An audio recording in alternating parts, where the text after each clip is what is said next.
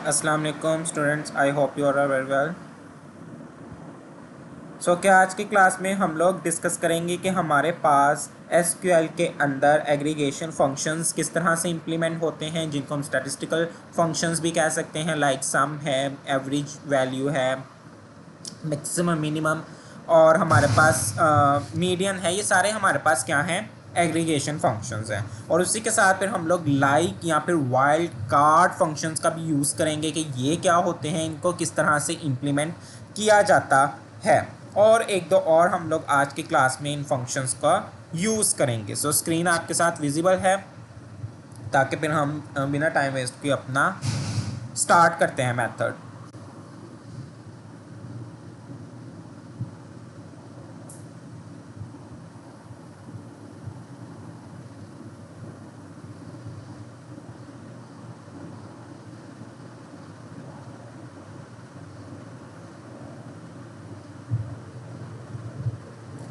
Okay, यहाँ पर मेरे पास W3 स्कूल का ये एडिटर मौजूद है।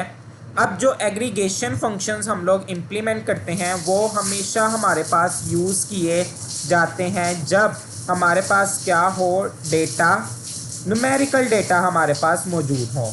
तो फिर हम किसका यूज़ करते हैं, अपने यहाँ पर एग्रीगेशन फंक्शंस का हम लोग यूज़ करते हैं। जिस तरह के मैंने यहाँ पर अगर minimum maximum values find out करनी है, तो उसके लिए हमारे पास कौन सा डेटा होना ज़रूरी है। ऑब्वियसली अभी मैंने बात की है कि न्यूमेरिकल डेटा, फिर वो चाहे फ्लॉट में हो या इंटीजर में हो, लेकिन होना वो न्यूमेरिकल डेटा ही हमारे पास चाहिए। तो यहाँ पर हम देखते हैं कि किस डेटा के अंदर हमारे पास न्यूमेरिकल जो रिकॉर्ड्स हैं एक्चुअल वो मौजूद हैं। जिस तरह लाइक हम मोस्टली इसमें देख लेते हैं, प्राइस वगैरह हम लोग देख लेते हैं।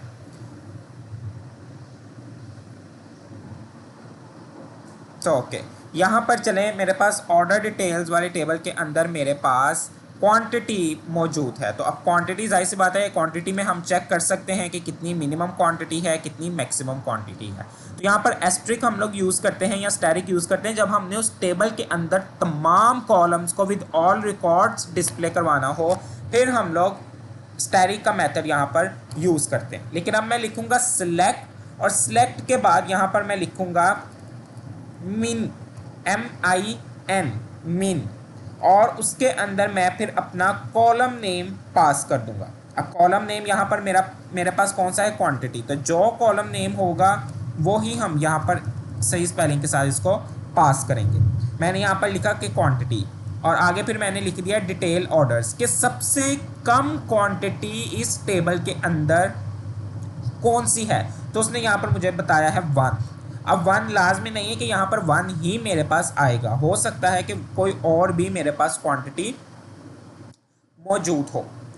अच्छा, अब यहाँ पर एक और चीज़ आप देखें तो मेरे पास यहाँ पर ये जो इस वक्त नेम आ रहा है वो मीन और क्वांटिटी बाय डिफ़ॉल्ट वो यही वाला मेथड मुझे ऐसा यहाँ पर कॉलम नेम दे रहा है। मैं अपनी मर्ज़ी का अगर यहाँ पर कॉलम नेम देना चाहता हूँ तो उसके लिए हम लोग यहाँ पर एलाइसिस या एलिसिस कहते हैं, एज़ का यूज़ करेंगे, AS एज़, और आगे फिर मैं अपनी मर्ज़ी के मुताबिक यहाँ पर कॉलम नेम दे सकता हूँ। तो मैंने यहाँ पर कह दिया एज़ अंडरस्कोर मिनिमम क्वांटिटी। तो अब देखिएगा, अब मेरे पास यहाँ पर जो नाम आएगा वो मेरी मर्ज़ी के मुताबिक आएगा। तो ये हम यहाँ पर यूज़ करते हैं कि जब हमने अपनी मर्ज़ी के मुताबिक क्या करना हो, वैल्यूज़ को चेकआउट करना हो। ओके, यहाँ पर फिर हम नेक्स्ट देखते हैं प्रोडक्ट वाले टेबल के अंदर। ओके, मेरे पास यहाँ पर प्राइस है, तो यहाँ पर अब हम लिखते हैं कि मुझे मिनिमम क्या देखनी है, प्राइस चाहिए। तो यहाँ पर मैं लिख देता हूँ प्राइस। ठीक है, यहाँ पर भी मेरी जो सबसे कम प्राइस होगी वही यहाँ पर डिस्प्ले होगी। ओके, आगे हमने यहाँ पर एक तो कॉलम, वो टेबल नेम नहीं बताया कौन से टेबल में से, तो चूंकि टेबल मेरे पास यहाँ पर है प्रोडक्ट्स का। तो ओके, यहाँ पर मिनिमम प्राइस जो मैंने एज अ कॉलम नेम यहाँ पर रखा है, जो मुझे अंडरस्टैंडेबल मेरे लिए हो कि ये किसकी वैल्यू यहाँ पर डिस्प्ले हो रही है। अच्छा, यहाँ पर तो है कि मैं सिंपली मिनिमम प्राइस दे रहा हूँ या फिर मिनिमम मैं क्वांटिटी फाइंड आउट कर रहा हूँ, चूँकि मेरे पास न्यूमेरिकल डेटाज हैं, न्यूमेरिकल कॉलम्स हैं। लेकिन अगर साथ ही साथ मैंने इस पर कोई कंडीशन भी इम्प्लीमेंट करनी हो कि हाँ इस कंडीशन के मुताबिक मुझे क्या करो, आउटपुट डिस्प्ले करवाओ, तो यहाँ पर हम अपनी फिर कोई कंडीशन भी इम्प्लीमेंट कर सकते हैं। तो इसके लिए हम सबसे पहले एक बार दोबारा से अपने प्रोडक्ट के अंदर पूरे टेबल को ज़रा ओवरव्यू कर लेते हैं।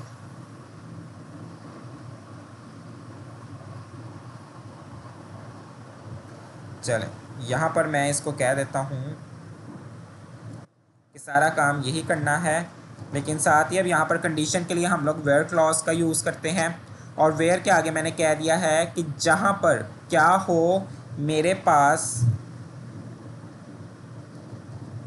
सप्लायर आईडी क्या हो, इक्वल हो, बराबर हो, किसके हो, 1 के। यानी कि सप्लायर आईडीज़ जितनी भी मेरे पास यहाँ पर 1 है, उन सब 1 वाली आईडीज़ के अंदर कितनी छोटी मेरे पास या कम प्राइस मौजूद है, तो वो उसने मुझे यहाँ पर 10 दे दिया।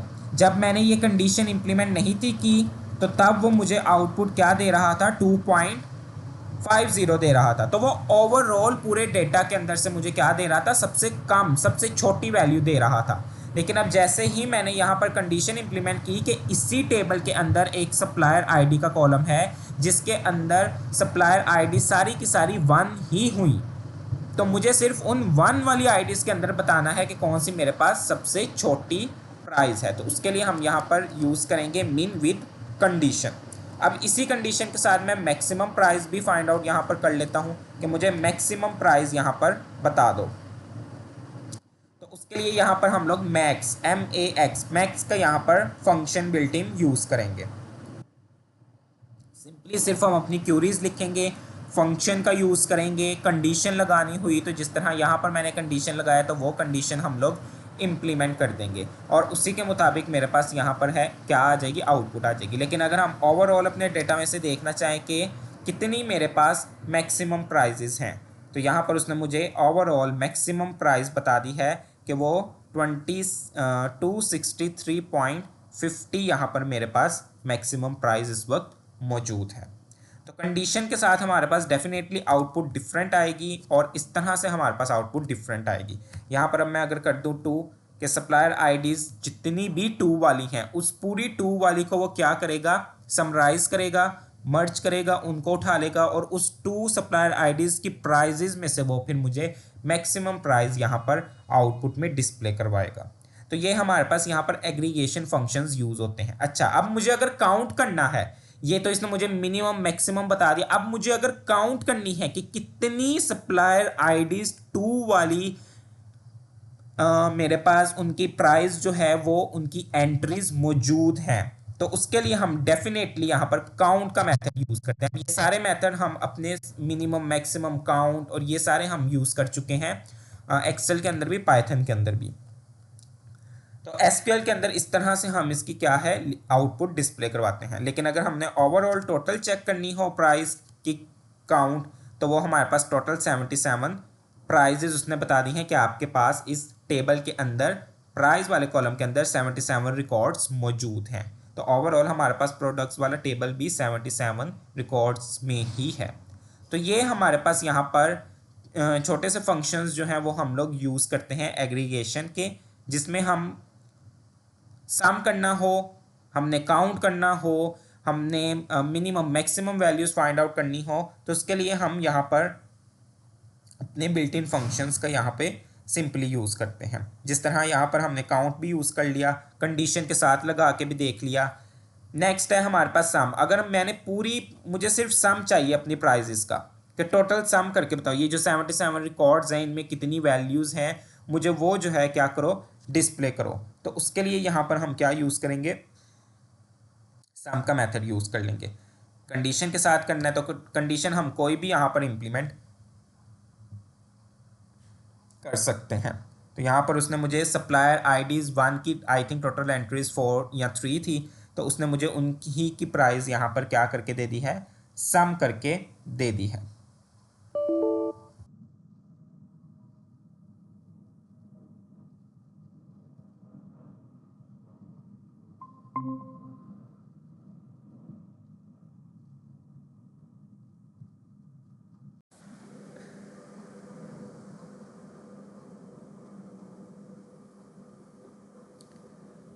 ओके, तो यहाँ पर हमने अपने सम का मेथड भी यहाँ पर हमने यूज़ किया है। अच्छा, अगर इसी सम में से मुझे वैल्यूज़ चाहिए हों, यूनिक वैल्यूज़, अगर मैंने प्राइस वाले कॉलम में यूनिक वैल्यूज़ फाइंड आउट करनी हो सकते हैं यहाँ पे डुप्लीकेट्स भी हों, जिस तरह फॉर एग्जांपल 22 किसी प्रोडक्ट की प्राइस हो तो वो मल्टीपल्स टाइम आई हो, लेकिन मैंने एक ही वक्त में उसको चेक करना हो, तो उसके लिए हमने लास्ट क्लास में यहाँ पर देखा था, हमारे पास मेथड यूज़ होता है डिस्टिंक्ट का, और आगे मैं दे दूंगा यहाँ पर प्राइस यानी कि कॉलम नेम, फिर कहाँ से किस टेबल से ये कॉलम मिलेगा उसको, तो वो प्रोडक्ट वाले टेबल से उसको कॉलम मिलेगा। यहाँ पर ये सारी मेरे पास 62 जो हैं वो यूनिक प्राइजेज यहाँ पर मेरे पास मौजूद हैं, दैट इज़ 18, 19, 10, 22, ये सारी मेरे पास यहाँ पर यूनिक प्राइजेज आ गई हैं। इसका मतलब है कि जो 77 टोटल रिकॉर्ड्स हैं उसमें से अगर 62 माइनस किए जाएँ तो बाकी जो यहाँ पर मेरे पास 15 रिकॉर्ड्स आ जाएंगे। इसका मतलब है कि वो क्या हैं, उनके अंदर कोई ना कोई ये प्राइस मेरे पास डुप्लीकेट मौजूद होगी। तो इस मेथड के लिए हम यहाँ पर यूज़ करते हैं फिर डिस्टिंक्ट, जो यूनिक वैल्यूज़, यूनिक रिकॉर्ड्स को आउटपुट में डिस्प्ले करवाता है। सो नाउ नेक्स्ट है हमारे पास यहाँ पर एवरेज मेथड।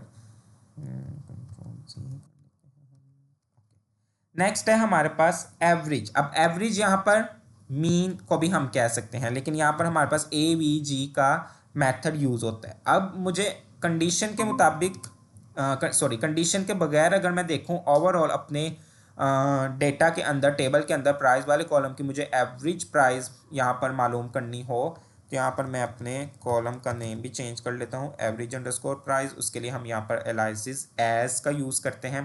तो ये मेरे पास यहाँ पर एक एवरेज प्राइस आ चुकी है। तो जब हमने एवरेज प्राइजेस हमने चेक करनी हो तो फिर उसके लिए हम यहाँ पर AVG मेथड का बिल्ट इन फंक्शन यूज़ होता है, उसका यूज़ करेंगे। और अगर किसी कंडीशन के मुताबिक करनी हो, जिस तरह मैंने यहाँ पर कह दिया कि सप्लायर ID जिसकी भी 1 है, उसके मुताबिक मुझे बताओ एवरेज वैल्यू कितनी है, तो वो मेरे पास सब, फॉर एग्जांपल अगर 4 रिकॉर्ड्स हैं सप्लायर ID 1 के, तो उन चारों रिकॉर्ड्स की प्राइस को वो प्लस करेगा और 4 पे डिवाइड कर देगा, तो वहाँ पर फिर मेरे पास क्या आ जाएगा, यहाँ पर एवरेज डिस्प्ले होगी। यहाँ पर एक और मेथड भी हम साथ में यूज़ कर सकते हैं कि अगर मुझे ओवरऑल अपने वो वाले रिकॉर्ड्स मुझे देखने हों, आउटपुट में डिस्प्ले करवाने हों जिनकी प्राइजेस एवरेज प्राइस से भी ज़्यादा है, जिस तरह अभी हमने यहाँ पर यूज़ किया था। ओवरऑल जब मैंने यहाँ पर प्राइस चेक की थी तो वो मेरे पास एवरेज प्राइस आई थी 28.86। तो मुझे अगर ओवरऑल चाहिए प्राइजेस, ओवरऑल रिकॉर्ड्स चाहिए जिनकी प्राइस एवरेज से भी ज़्यादा हों, तो उसके लिए हम यहाँ पर सिंपल सेलेक्ट स्टैटिक, क्योंकि मुझे सारे के सारे रिकॉर्ड्स चेक करने हैं, कहाँ से, प्रोडक्ट्स वाले टेबल से। सिर्फ यहाँ पर कंडीशन इंप्लीमेंट करेंगे कि कंडीशन प्राइस भरी हुई ग्रेटर देन हुई किससे, तो यहाँ पर बस हम एक कह सकते हैं कि हम सब क्यूरी का यहाँ पर यूज़ कर सकते हैं। ठीक है, ये सब क्यूरी आ गई है कि एक क्यूरी मेरे पास ये है। जब भी सेलेक्ट स्टैटिक फ्रॉम हम यूज़ करते हैं तो इसका मतलब है कि हमारे पास ये पहली एक सेलेक्ट स्टेटमेंट आ गई है, क्यूरी लिखना हमने स्टार्ट कर दिया। लेकिन इसी के आगे कहीं और कंडीशन में जाकर अगर हम दोबारा से सेलेक्ट लिख लें तो इसका मतलब है कि अब हमारे पास यहाँ पर कॉन्सेप्ट सब क्यूरी का आ चुका है, एक क्यूरी के अंदर ही एक और क्यूरी आ रही है। अब चूंकि मुझे वो वाले रिकॉर्ड्स चाहिए जो मेरी एवरेज प्राइस से जिनकी प्राइसेस ज़्यादा हों, तो उसके लिए ये मैंने मेथड यहाँ पर यूज़ किया। ये जो मैंने यहाँ पर चीज़ लिखी है विद ग्रेटर देन, ये मुझे वो वाले रिकॉर्ड डिस्प्ले करवाएगा जिसकी एवरेज प्राइस से ज़्यादा प्राइजेस मौजूद होंगी। तो यहाँ पर सिंपल स्मॉल में भी हम AVG लिख सकते हैं, कैपिटल में भी लिख सकते हैं। और फ्रॉम किस टेबल से, प्रोडक्ट्स। तो यहाँ पर मेरे पास वो रिकॉर्ड डिस्प्ले होंगे जिनकी एवरेज प्राइजेस से क्या होंगी, प्राइजेस ज़्यादा होंगी। तो जब मेरी ये सब क्यूरीज में हमेशा आउटपुट डिस्प्ले तब होती है जब ये इनर क्यूरी, ये वाली मेरे पास आउटर क्यूरी हो गई, ये मेरे पास इनर क्यूरी है। जब इनर क्यूरी ट्रू हो, इनर क्यूरी के ट्रू होने पे ही आउटपुट आउटर क्यूरी की मुझे डिस्प्ले होगी। मेन मुझे क्यूरी आउटपुट आउटर वाली क्यूरी की डिस्प्ले होगी, क्योंकि मैं वो वाली प्राइजेस देखना चाह रहा हूँ जो एवरेज प्राइस से भी ज़्यादा हैं। तो इसलिए मेरे पास एक्चुअल में ये वाले रिकॉर्ड्स यहाँ पर डिस्प्ले हुए हैं। तो अभी हम लोगों ने एवरेज प्राइस जब ओवरऑल चेक की थी तो वो हमारे पास 28.86 समथिंग आई थी। तो यहाँ पर आप देखें, उसी से हमें यहाँ पर ज़्यादा प्राइजेस वाले रिकॉर्ड नज़र आ रहे होंगे, ये सारे के सारे रिकॉर्ड्स। तो ये हमारे पास यहाँ पर एक सब क्यूरी का भी मेथड ये आ जाता है हमारे पास। Is it clear? तो ये एग्रीगेशन फंक्शंस जिस तरह से हम लोगों ने यूज़ किए थे एक्सेल के अंदर, हमने यूज़ किए थे, हमने पाइथन के अंदर, हमने ग्रुप बाय के अंदर मोस्टली हमने ये एग्रीगेशन फंक्शंस एक वक्त में मल्टीपल्स किए थे।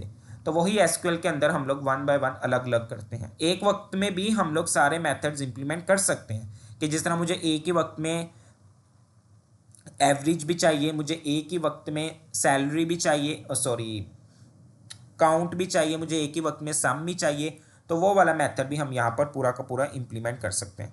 उसके लिए सिर्फ हम यहाँ पर सेलेक्ट लिखेंगे। मैंने यहाँ पर लिख लिया काउंट, तो काउंट के अंदर मैंने उसको बता दिया प्राइस। अभी मुझे कोई यहाँ पर कंडीशन नहीं लगानी, तो काउंट में मैं यहाँ पर लिख लेता हूँ टोटल रिकॉर्ड्स, कॉमा। अब मुझे सम भी चाहिए, तो सम किसका चाहिए? प्राइस का। तो मैं यहाँ पर एज टोटल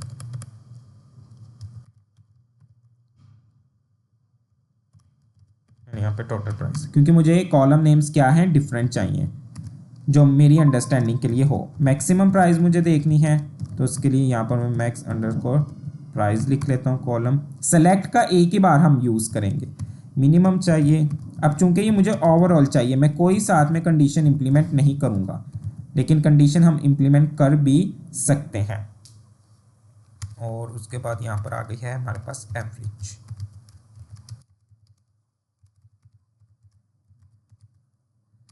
यहाँ पर मैं उसको बता देता हूँ फ्रॉम किस टेबल से लेना है, डेट इज प्रोडक्ट्स। और इसको हम यहाँ पर रन करेंगे। सो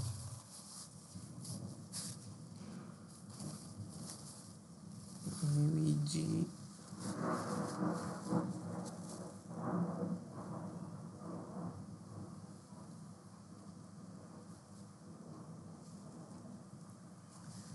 चलिए यहाँ पर हम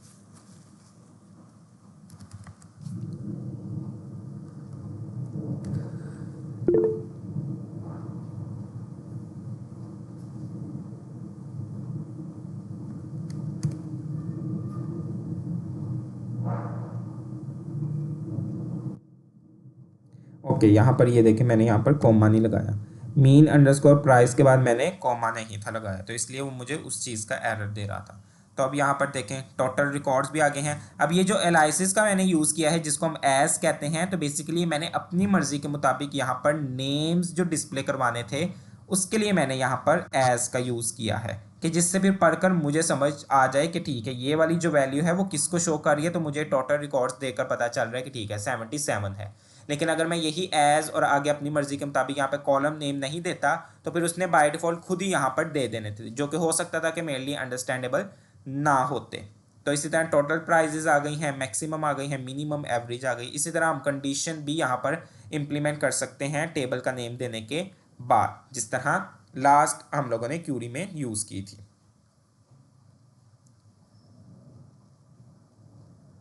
हाँ जी, वो मैंने उसका कॉमा वहाँ पर लगा दिया था। ठीक है, यहाँ पर कॉमा आएगा क्योंकि मेरे पास अगला भी एग्रीगेशन फंक्शन यूज़ हो रहा था, तो इसलिए बैक वाली स्टेटमेंट पे कॉमा आना ज़रूरी था।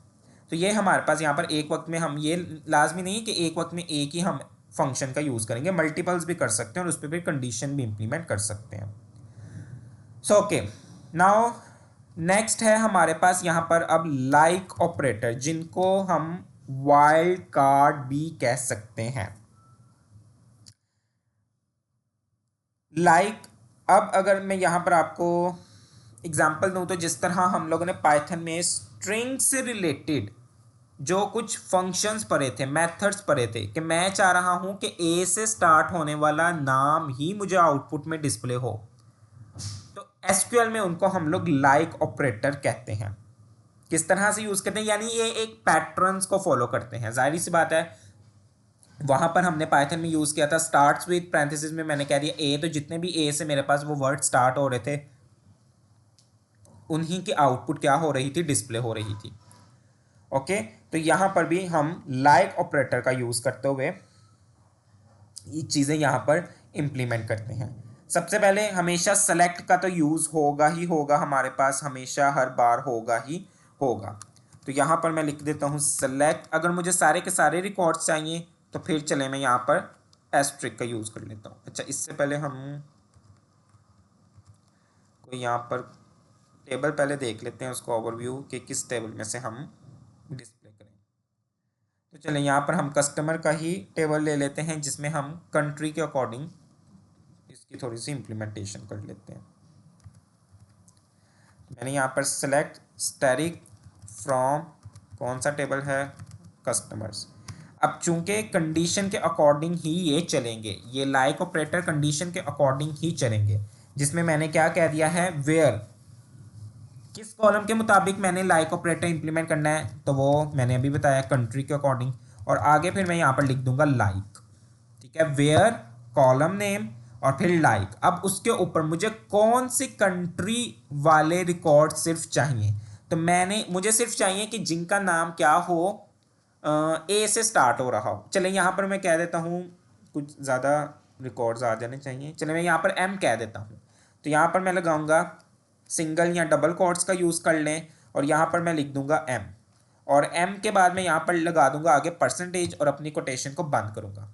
अब ये बेसिकली ये परसेंटेज क्या बता रही है, परसेंटेज ये यहाँ पर शो कर रहा है कि स्टार्टिंग करेक्टर कंट्री वाले कॉलम के अंदर जितने भी रिकॉर्ड्स हैं, अगर उनका स्टार्टिंग फर्स्ट करेक्टर एम है, बाकी की हमें कुछ नहीं है, बाकी से हमें हमारा कोई लेन देन नहीं है, सिर्फ स्टार्टिंग अगर उसका करेक्टर एलिमेंट वर्ड एम है, तो मुझे सिर्फ वो ही कंट्री वाले रिकॉर्ड्स आउटपुट में क्या करो, डिस्प्ले करवाओ। बाकी और वो कोई भी मुझे रिकॉर्ड डिस्प्ले नहीं करवाएगा। तो यहाँ पर देखें, ये 5 रिकॉर्ड्स मुझे मैक्सिको के ही यहाँ पर डिस्प्ले हो रहे हैं। आप चाहे स्मॉल एम लिख लें या कैपिटल एम लिख लें, इससे यहाँ पर कोई इफेक्ट नहीं पड़ेगा, आउटपुट आपके पास सेम ही आएगी।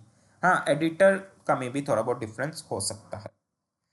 तो यहाँ पर अगर सिर्फ मुझे स्टार्ट्स विद का यूज करना है, तो उसके लिए हम ये मेथड यूज करेंगे कि हम अपना करेक्टर या वर्ड देंगे और उसके आगे सिर्फ फर्स्ट वाला वर्ड, और उसके आगे मैं क्या कर देता हूं, लगा दूंगा परसेंटेज। अब जिस तरह यहाँ पर अगर मैं लिख दूं एस, तो हो सकता है कि एस से, ये देखें, अब एस से मेरे पास स्वीडन भी आ गया है, स्पेन भी आ गया है, स्विट्जरलैंड भी आ गया है, ठीक है। तो यहाँ पर ये मेरे पास 3 आगे हैं। लेकिन अगर मैं यहाँ पर सेकंड करेक्टर भी इंप्लीमेंट कर दूं, सेकंड करेक्टर भी ऐड कर दूं कि पहला करेक्टर तो एस होना चाहिए लेकिन सेकंड वाला डब्ल्यू होना चाहिए, और उससे आगे जो मर्जी हो, तो यहाँ पर अब मेरे पास 2 रिकॉर्ड्स आ जाएंगे, स्वीडन का और स्विट्जरलैंड का, क्योंकि दोनों में ही फर्स्ट और सेकंड पे एस डब्ल्यू ही आता है।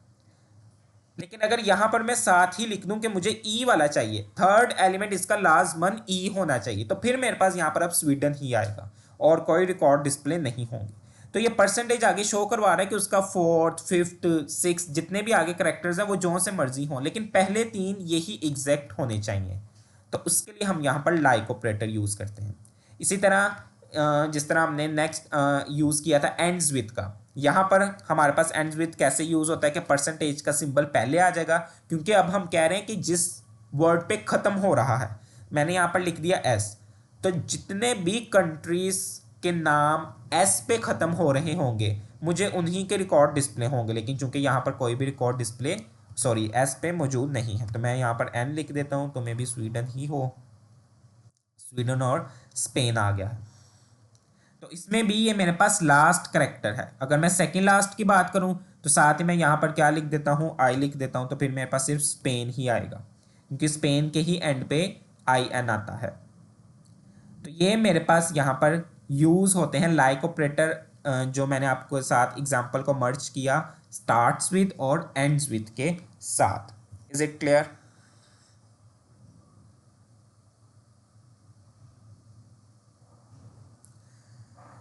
नेक्स्ट है, अब ये तो ठीक है, स्टार्ट्स विद और एंड विद के साथ मैंने आपको यहाँ पर मर्ज करके बता दिया। अब एक और हमने ऑपरेटर पढ़ा था, दैट इज कंटेन्स, के मौजूद हो किसी भी जगह पे, लेकिन वो वर्ड उस या वो करेक्टर उस वर्ड के अंदर मौजूद होना चाहिए। तो इसका मतलब है यहाँ पर मेरे पास कोई ऑप्शन नहीं है कि वो स्टार्ट वाला होना चाहिए या फिर वो एंड वाला होना चाहिए, बल्कि मैं कह रहा हूँ कि उसकी इन वर्ड्स के दरमियान में कोई भी पोजीशन हो। जिस तरह यहाँ पर अब मैं बता देता हूँ पी, सॉरी, और यहाँ पर आ जाएगा परसेंटेज। अब स्टार्ट और एंड परसेंटेज का मतलब है कि शुरू वाला और एंड वाले वर्ड्स जो से मर्जी हों, लेकिन उन वर्ड्स के दरमियान में अगर कहीं पे भी किसी भी जगह किसी भी पोजीशन में पी आ रहा है तो मुझे सिर्फ उन्हीं के रिकॉर्ड डिस्प्ले करवाने हैं। तो डेफिनेटली यहाँ पर मेरे पास देख लें, पुर्तगाल भी आ गया, मेरे पास यहाँ पे स्पेन भी आ गया, पोलैंड भी आ गया। अब मैंने लिखा पी था, तो इसका मतलब है कि जौन सा मर्जी पी उसके अंदर मौजूद होना चाहिए, पी उस वर्ड के अंदर एग्जिस्ट करना चाहिए। तो उसके लिए हम ये मेथड यूज़ करेंगे जिसको मैंने आपको कंटेन्स स्ट्रिंग पाइथन के अंदर फंक्शन के साथ इसको रिलेट करवाया है।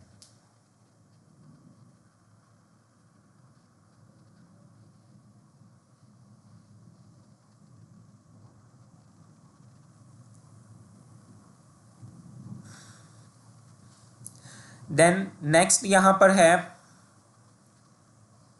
कि मैं यहाँ पर स्टार्टिंग और एंडिंग दोनों को मर्ज कर कर अगर यहाँ पर वर्ड दूँ, जिस तरह मैंने यहाँ पर कहा कि स्टार्ट वाला पी होना चाहिए, उसके बाद जो मर्जी लेटर्स आए, जो मर्जी करेक्टर्स आए, जितने मर्जी अल्फ़ाबेट्स आए, हमें कोई लेन देन नहीं। स्टार्ट एस से होना चाहिए और एंड किस पे होना चाहिए, एन पे होना चाहिए।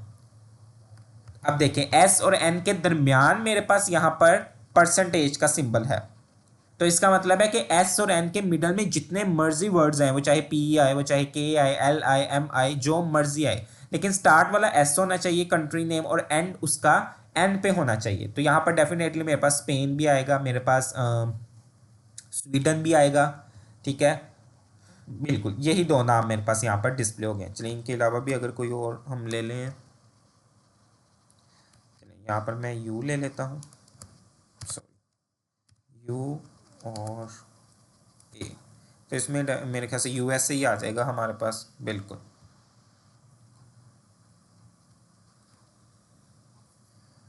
और ठीक है, तो इसमें मैंने स्टार्टिंग और एंडिंग वर्ड बता दिए हैं।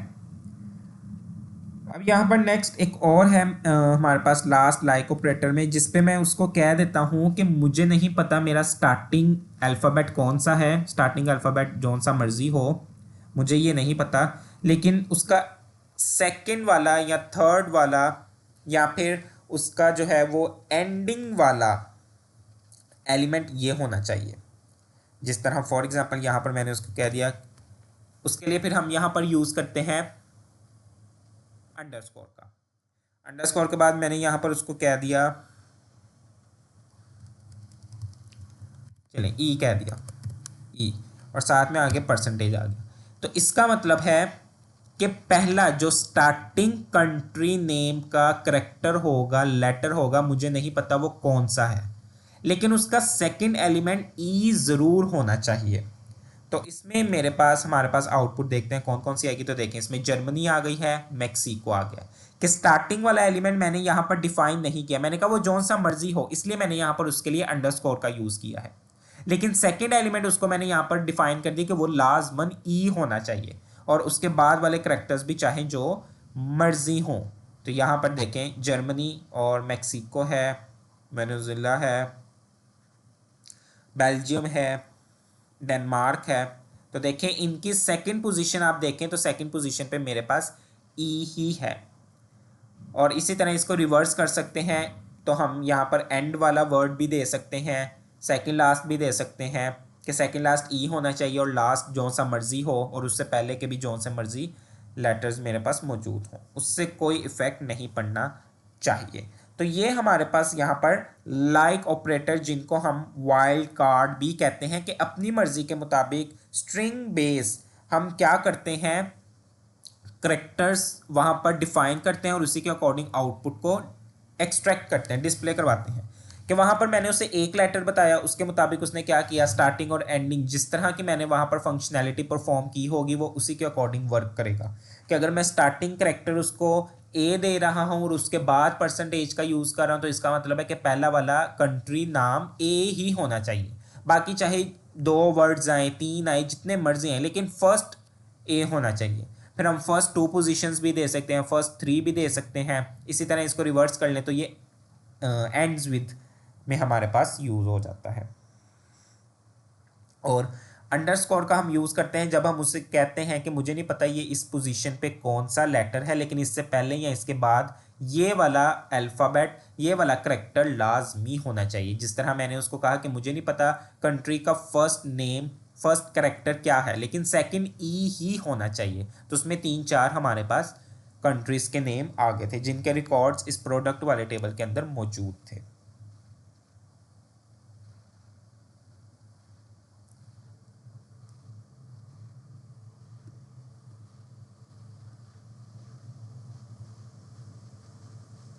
So is it clear?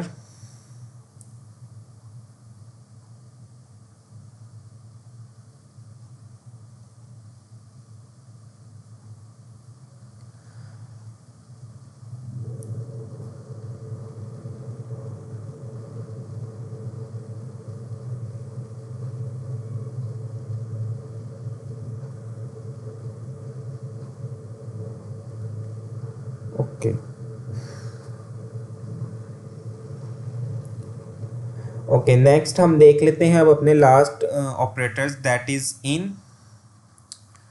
अच्छा, इन ऑपरेटर सेम एग्जैक्ट जिस तरह से मैंने आपको मेंबरशिप ऑपरेटर बताया हुआ है, ये इसी तरह से हमारे पास यहाँ पर वर्क करते हैं। देखें, इसलिए मैंने आपको उन्हीं प्रीवियस टूल्स में बता दिया था कि इन सब टूल्स के अंदर हमारे पास मोस्टली सेम ही फंक्शंस यूज़ होंगी। जिस तरह ग्रुप बाय है, जिस तरह हमारे पास पिवट टेबल था, पाइथन में भी था, एक्सेल में भी था, जिस तरह हमारे पास एग्रीगेशन फंक्शंस है, मेंबरशिप ऑपरेटर्स हैं, स्ट्रिंग्स बेस्ड रिलेटेड ऑपरेशंस यहाँ पर भी यूज़ हुए हैं। तो यहाँ पर हमारे पास ये सारे ओवरऑल सिर्फ क्यूरीज या वो सिंटेक्स लिखने का तरीका डिफरेंट है, काम करने का मेथड ज़रा डिफरेंट है, लेकिन कॉन्सेप्ट वही सेम यूज़ हो रहे हैं जो हम पीछे प्रीवियस पढ़ चुके हैं। तो यहाँ पर इन ऑपरेटर, जो कि अभी मैंने आपको बताया, मेंबरशिप ऑपरेटर के तौर पर काम करता है, जो बताता है कि क्या ये वैल्यू मेरे पास मौजूद है कि नहीं है। तो फिर ही वो हमें आउटपुट यहाँ पर रिकॉर्ड्स में डिस्प्ले करवाता है। तो इसको भी ज़रा हम लोग गो थ्रू करते हैं। हम जाहिर सी बात है कंडीशन के मुताबिक ही ये भी चलेगा, तो वेयर क्लॉज का तो यहाँ पर हमारे पास फिर यूज़ होगा ही होगा। जिस तरह यही हम ले लेते हैं, यहीं पे यहाँ पर हम इन ऑपरेटर, एक हमारे पास इन होता है और एक हमारे पास नॉट इन होता है, उसी का ऑल्टरनेटिव। सो इन यानी कि में, उसमें है, मैंने यहाँ पर कह दिया कि कस्टमर वाला टेबल ही है जिसके अंदर कंट्री क्या होनी चाहिए मेरे पास। तो यहाँ पर मैंने लिख दिया इन, स्मॉल में भी लिख सकते हैं, कैपिटल में भी। अगर एक कंट्री है तो वो हम सिंगल कोट में यहाँ पर लिख सकते हैं। जिस तरह यहाँ पर मैंने सिंगल कोट में भी लिख दिया जर्मनी। देखते हैं वर्क करेगा यहाँ पर। ठीक है, हमें यहाँ पर फिर क्या है, ब्रैकेट की ही ज़रूरत पड़ेगी। तो यहाँ पर हम लिखेंगे ब्रैकेट यहाँ पर हम लगा देंगे। तो इन यानी कि में, अब क्या में कंट्री वाले कॉलम में क्या जर्मनी वैल्यू है, तो मेरे पास सिर्फ फिर वही रिकॉर्ड्स आउटपुट में डिस्प्ले होंगे। और अगर एक से ज़्यादा लिखनी है तो वो भी हम इसी पैरेंथेसिस के अंदर लिखेंगे। जिस तरह मैंने यहाँ पर अब कंट्री कह दिया यूके, कि क्या यूके इसके अंदर है, यूएसए और चले पोलैंड। तो ये मैंने यहाँ पर डिफरेंट कंट्रीज़ दे दी हैं। अब हो सकता है कि इनमें से कोई एक कंट्री ना मेरे पास हो इस डेटा के अंदर। जिस तरह यहाँ पर चले लिख देता हूँ पाकिस्तान, क्योंकि वो तो इसके अंदर नहीं है, तो मैं यहाँ पर लिख देता हूँ पाकिस्तान। तो जोन सी भी मैंने इस पैरेंथेसिस के अंदर वैल्यू पास की होगी, अगर वो वैल्यू मेरे इस कंट्री वाले कॉलम के अंदर एग्जिस्ट नहीं करती होगी तो मुझे एरर नहीं आएगा। बाकी की जो वैल्यूज़ मौजूद होंगी वो तो मुझे डेफिनेटली आउटपुट में डिस्प्ले होंगी ही होंगी। तो यहाँ पर ये मेरे पास आउटपुट में डिस्प्ले हो रही है। इसके लिए हम असेंडिंग या डिसेंडिंग वे में इसको डिस्प्ले करवाने के लिए हम ऑर्डर बाय का भी यूज़ कर सकते हैं, किसके मुताबिक, कंट्री वाले कॉलम के मुताबिक। और अगर मुझे असेंडिंग में चाहिए तो वो लिखने की ज़रूरत नहीं है क्योंकि बाय डिफ़ॉल्ट वो असेंडिंग में ही वर्क करता है। तो यहाँ पर देखें सबसे पहले सारी जर्मनी की आ गई है, फिर पोलैंड, फिर यूके, यूएसए, ठीक है। और डिसेंडिंग में करना है तो फिर हमारे पास DESC, तो वो मेरे पास यहाँ पर डिसेंडिंग में आ जाएंगी। ओके तो यहाँ पर इन ऑपरेटर मेंबरशिप के तौर पर काम करते हैं कि क्या ये वैल्यूज़ इस कॉलम के अंदर मौजूद हैं, एग्जिस्ट करती हैं। अगर करती होंगी तो फिर ही आउटपुट हमारे पास डिस्प्ले होंगी। अब फॉर एग्जांपल इसी का ऑल्टरनेटिव मैं कह रहा हूँ कि मुझे जर्मनी, यूके, यूएसए, पोलैंड के रिकॉर्ड्स नहीं दिखा, मुझे बल्कि उनके रिकॉर्ड्स दिखाओ जो इन कंट्रीज़ के अलावा और कंट्रीज़ मौजूद हैं। तो उसके लिए हम फिर नॉट इन का यूज़ करेंगे। नॉट इन में जाहिर सी बात है इनमें हमारे पास यही रिकॉर्ड्स आउटपुट में आप देख सकते हैं डिस्प्ले हो रहे हैं, लेकिन नॉट इन में ये वाले रिकॉर्ड्स के अलावा बाकी दूसरे रिकॉर्ड्स जो कंट्रीज़ के होंगे वो मुझे यहाँ पर डिस्प्ले होंगे। तो वो मुझे यहाँ पर देख सकते हैं आप डिस्प्ले हो रहे हैं, दैट्स आर 59 रिकॉर्ड्स। तो ये हमारे पास डेफिनेटली जो दोनों ऑपरेटर्स थे, एक हमारे पास था इन और सेकंड है हमारे पास नॉट इन।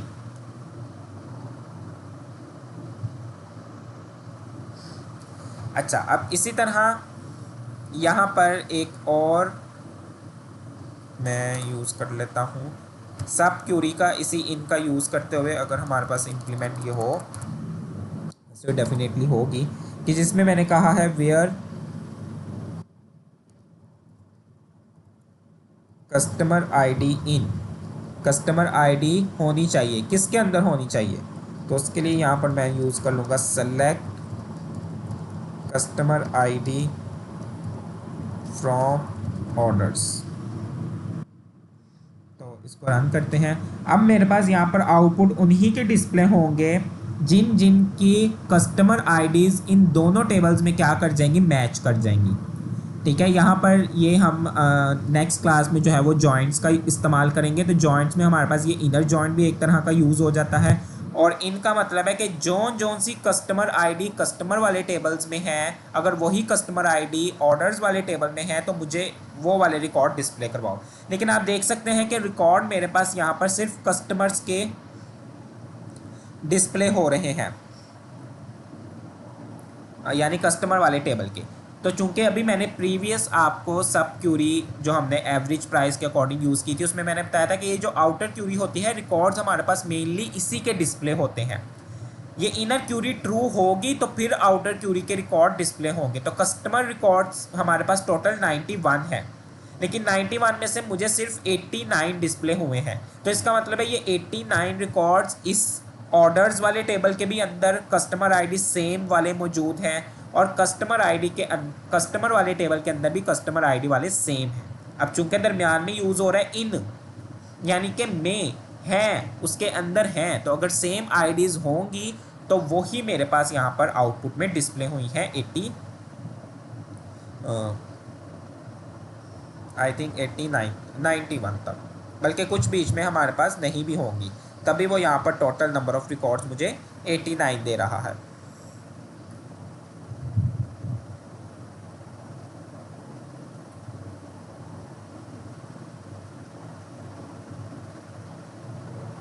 हाँ यहाँ पे देखें 57 नहीं है हमारे पास,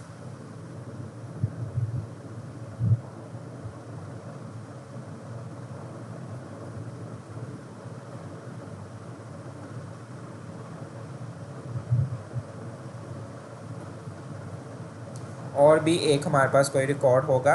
एक तो 57 नहीं है क्योंकि उसका यहाँ पर रिकॉर्ड मौजूद नहीं है, तो इसका मतलब है दोनों टेबल में से किसी एक टेबल में उसका रिकॉर्ड मौजूद नहीं था, इसलिए यहाँ पर भी ओवरऑल मुझे उसकी आउटपुट डिस्प्ले नहीं हुई।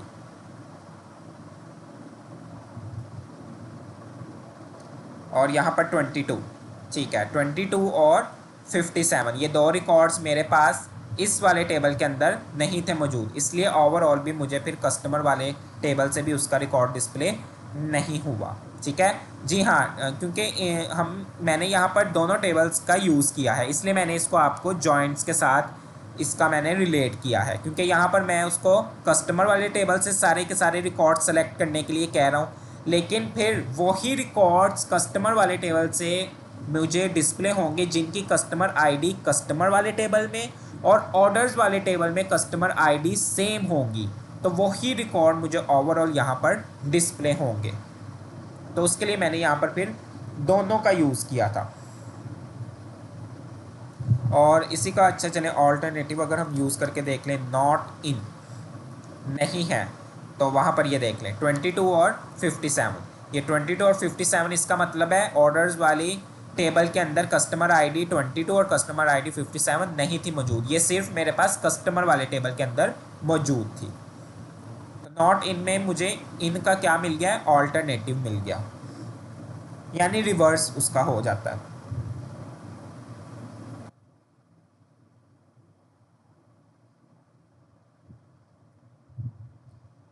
Is it clear?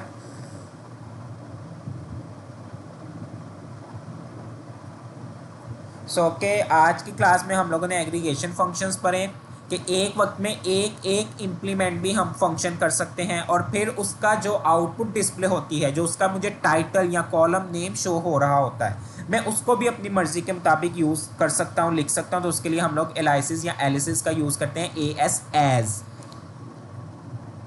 देन फिर एक वक्त में हम लोग multiple time aggregation functions use कर सकते हैं, एक कॉलम के ऊपर भी और मल्टीपल्स कॉलम के ऊपर भी, फिर कंडीशन का यूज़ करते हुए भी, और ओवरऑल अपने डेटा के ऊपर भी इम्प्लीमेंट करते हैं। दोनों तरीक़ों से हम लोगों ने यूज़ किया था, और उसके साथ फिर हमने दो मेथड्स के अंदर सब क्यूरीज का भी साथ में मोस्टली यूज़ किया था।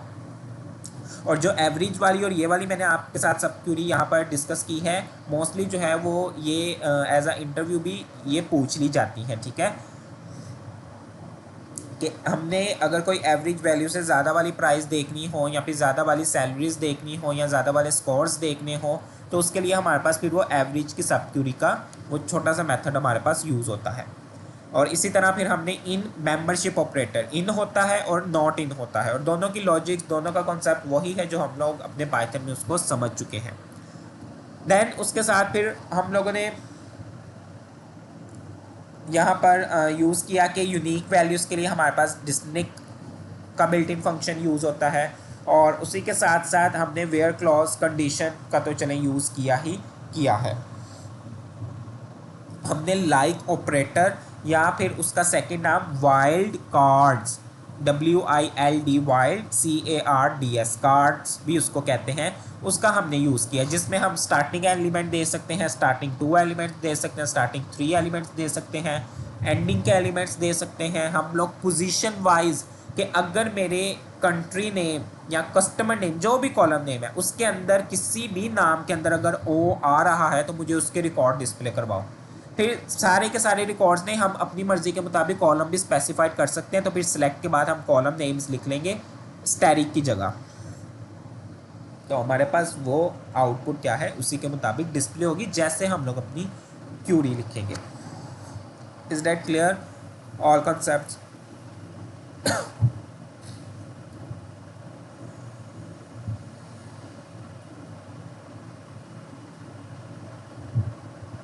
सो ओके, अगर कोई क्वेश्चन है तो पूछ लें, अदरवाइज़ फिर हम अपनी क्लास एंड करते हैं।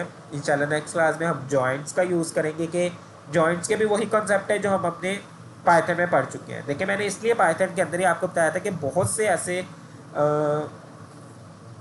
मेथड्स हैं या फंक्शंस हैं जो दूसरे टूल्स के हैं लेकिन वो इसके अंदर भी यूज़ हो रहे हैं, इसलिए हमारे लिए इनफ पाइथन भी है। आप अपनी पाइथन पे भी ग्रिप अच्छी कर सकते हैं, आप अपनी एक्सेल पे भी कर सकते हैं, it is totally depends upon you. और फिर स्किल का होना तो उसमें तो कोई हर्ज नहीं है, आपको मल्टीपल स्किल्स भी होनी चाहिए हमारे पास।